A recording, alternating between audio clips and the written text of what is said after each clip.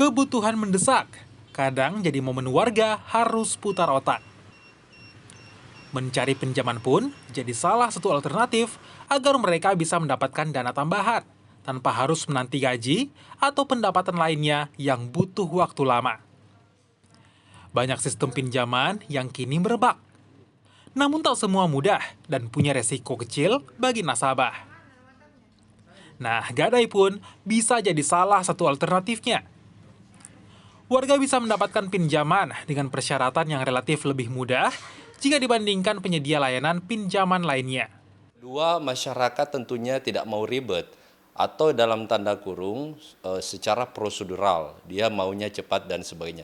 Dibandingkan dengan sistem perbankan dan lain-lain, tentunya sistem Gadai yang konvensional itu lebih mendorong pada percepatan atau akselerasi terkait dengan mendapatkan yang namanya pinjaman. Mudahnya layanan ini membuat Gadai banyak diminati.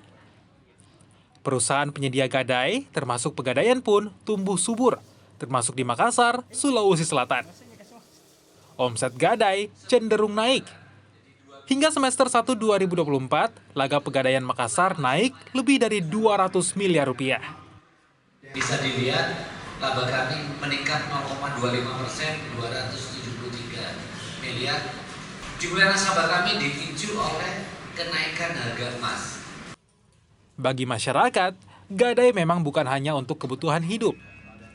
Mereka juga menjadi nasabah Gadai sebagai modal untuk pengembangan usaha. Karena bunganya lebih murah, lebih gampang, terus cepat. Awal-awal itu 4 jutaan. Ya, jadi tambah-tambah terus, tapi diputar terus. Melonjaknya nasabah Pegadaian bisa jadi salah satu kabar baik. Pasalnya ini bisa jadi tolak ukur.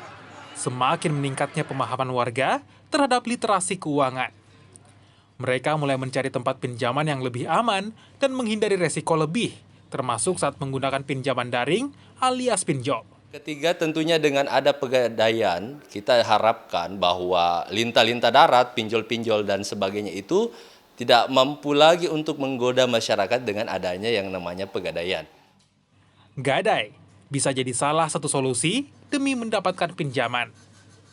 Namun tetap saja, warga harus tetap bijak dalam meminjam agar jadi solusi kebutuhan, bukannya jadi masalah di belakang. Tim Liputan, Kompas TV, Makassar, Sulawesi Selatan.